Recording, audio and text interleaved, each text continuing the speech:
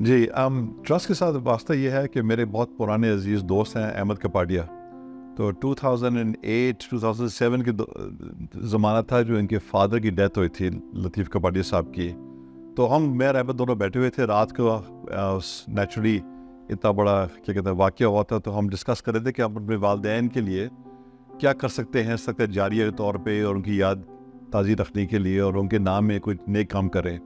تو وہاں سے یہ آئیڈیا پیدا ہوا تھا کہ ہم نے کہا تھا کہ چلو کچھ کرتے ہیں, اور ہم دونوں کا کسی کا ہیلتھ کیئر میں نہیں تھا واسطہ, تو ہمیں سمجھ نہیں آئی کریں کیا ہم لوگ. تو وہاں سے پھر آئیڈیا ہے کہ چلو ٹھیک ہے, جو ہم غریب آدمی ہوتا ہے اس کے پاس اتنے بھی پیسے نہیں ہوتے کہ وہ ہیلتھ کیئر افورڈ کر سکے, ڈاکٹر تک جا نہ پائے. تو ہم نے کہا چلو ایک ڈاکٹر کو ہائر کرتے ہیں, سیلری ہم دے دیں گے, بٹھا دیں گے کہیں, اور اوپن ہاؤس کر دیں گے ڈاکٹر کے لیے. تو وہاں سے آئیڈیا پیدا ہوا. ہم دونوں کو نہیں پتا تھا کہ آئندہ کیا ہوگا, اور ہم دونوں سوچتے تھے کہ یہ کیسے چلائیں گے. لیکن پھر جیسے کہتے ہیں انسان جو نیک نیت ہو تو اللہ دروازہ خود ہی کھول دیتا ہے. تو وہاں سے بات پیدا ہوئی, اور آج ماشاءاللہ چل پڑا یہ ادارہ, اور کافی کلینکس بھی چل رہے ہیں, اور کیا کہتے ہیں انشاءاللہ اللہ تعالیٰ ہماری نیکیوں اور ہماری کوشش قبول فرمائے انشاءاللہ.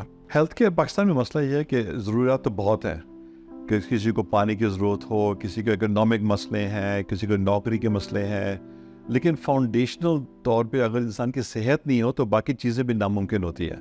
اگر آپ کی صحت ہے تو پھر انسان نوکری بھی کر سکتا ہے, پڑھائی تعلیم بھی پڑھ سکتا ہے, لیکن اگر آپ کی صحت کے مسئلے ہیں تو پھر آگے بات نہیں بن سکتی. دوسری یہ ہے کہ ہیلتھ کیئر کیسا ہے کہ اس کے پرائمری ہیلتھ کیئر اگر انسان کے مسئلے حل ہو جائے تو پھر آئندہ سیریس ڈیزیز سے بھی انسان بچ کے رہتا ہے.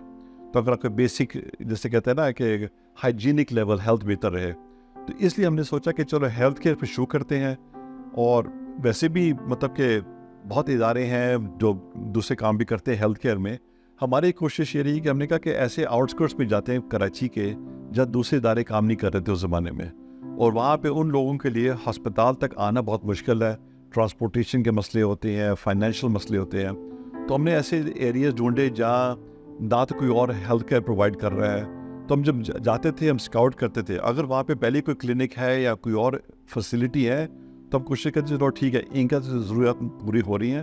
ایسے علاقے میں جاتے ہیں وہاں کوئی بھی نہیں ہو, اور وہاں پہ ہم نے شروع کیا کہ وہاں جا کے ہم نے تھوڑے سے کلینک شروع کیے, اور اس طرح سے ہم نے کا فوکس کیا کہ چلو ہیلتھ کیئر کم سے کم پرائمری نیڈ ہے, اور دوسرا ان کو ایکسیس دے جو ایکسیس نہیں کر سکتے, فائنینشلی افورڈ نہیں کر سکتے یا لاجسٹکلی ایکسیس نہیں کر سکتے.